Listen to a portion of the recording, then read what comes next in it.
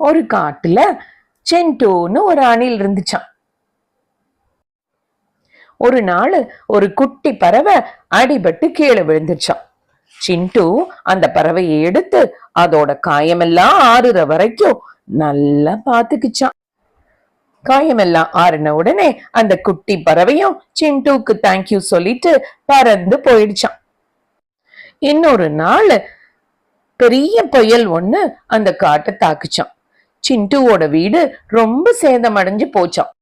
அப்போ அந்த குட்டி பறவை அதனுடைய நண்பர்களோட வந்து சிண்டுவோட வீட சரி பண்ணி கொடுத்துச்சான். இந்த கதையில இருந்து நம்ம தெரிஞ்சுக்கிற நீதி என்னன்னு தெரியுமா? நம்ம மத்தவங்களுக்கு உதவி செஞ்சா மத்தவங்க நமக்கு உதவி செய்வாங்க. இப்போ நான் உங்களுக்கு அணிலை பத்தி ஒரு செய்தியை சொல்ல போறேன். அணில் என்ன பண்ணுமா, காட்டில் உள்ள பருப்புகளையும் கொட்டைகளையும் எடுத்துட்டு வந்து அப்புறமா சாப்பிடலான்னு அங்க புதைச்சு வச்சிருமா. ஆனா எங்க புதைச்சு வச்சோம் அப்படின்னு அதுக்கு மறந்து போயிடுமா.